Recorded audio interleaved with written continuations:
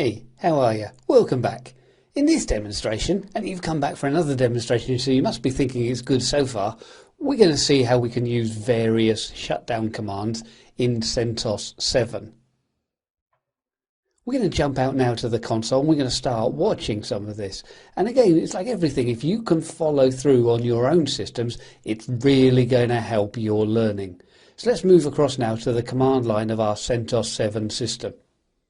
Again, just for completeness, I have two windows open because we can actually send messages during the shutdown process. Now, the preferred command to shut a system down would be to use shutdown, and we can shut down to a power off or we can shut down to a reboot.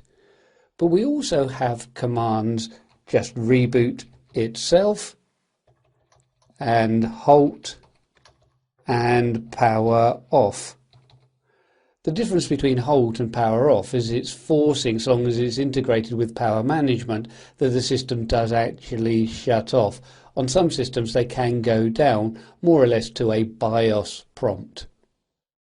So we can use those commands, and if we're just working on the server itself, then there's no reason really not to run those, because we know the system is going down and we don't really have to worry about any warning. But pretty much immediately the action is going to carry out. So whether that's halt, power off or reboot.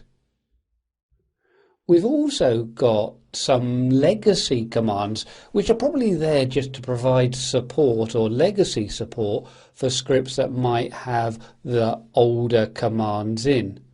So even though we no longer use the initialization daemon, we still have /sbin init, and we can use, if I just go through init and then -- help, we can then go through and see that we can change to a power off or to a halt or through a reboot.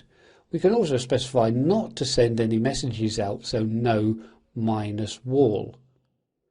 We could also tell it to go through to a target run level.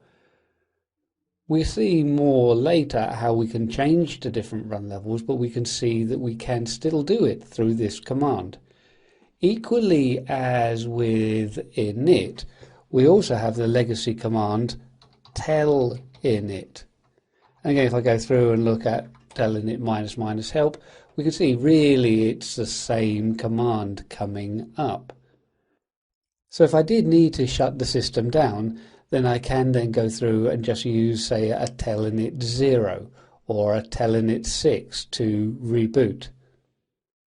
But again, the idea of these is we have no real control. They're going to happen immediately. So let's go through and clear the screen and look at what we're more likely to be using. So if I use then shutdown, and then -r for reboot, or we can specify H for halt. We'll leave that, let's say, at a halt to power the machine off. We can specify, let's say, in then 10 minutes, and we can then configure our own message. The system goes home in 10 minutes. So whatever we need to specify. When I go through and send that out, we can see then that the message goes out via wall to all of our terminals, so our users at least have some mechanism to see that something's going to happen.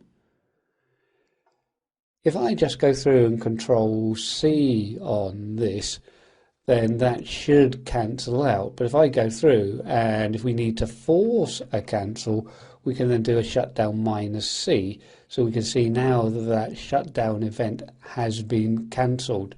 So if we suddenly get a telephone call saying, you can't shut the system down now, I'm working on something really important, give me another 20 minutes, then at least we've had that mechanism to get feedback from our users.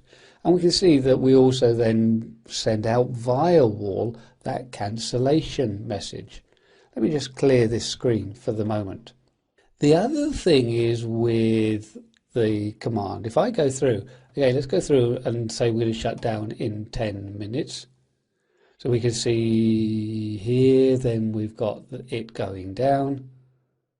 but we've got 10 minutes, so let's just go through and do a Control C from this.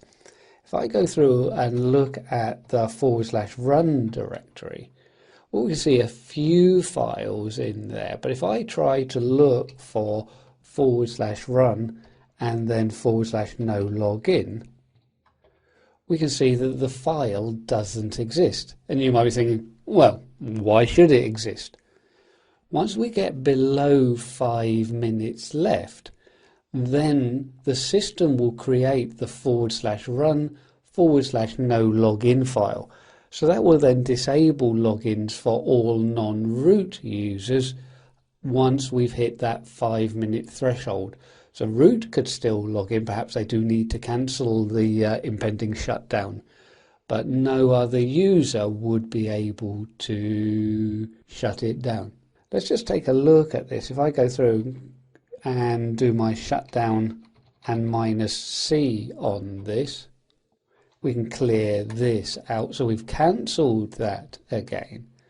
Let's just go back up and we can go through, and just change our message a little bit. Probably not a good idea to say 10 minutes because the message goes out with whatever we put in, and that's going to come out more or less at every minute. So we still think we're going to have 10 minutes left. But let's go through here and change it to 5 minutes. So we're going to go down then to halt, and we're going to implement that within 5 minutes.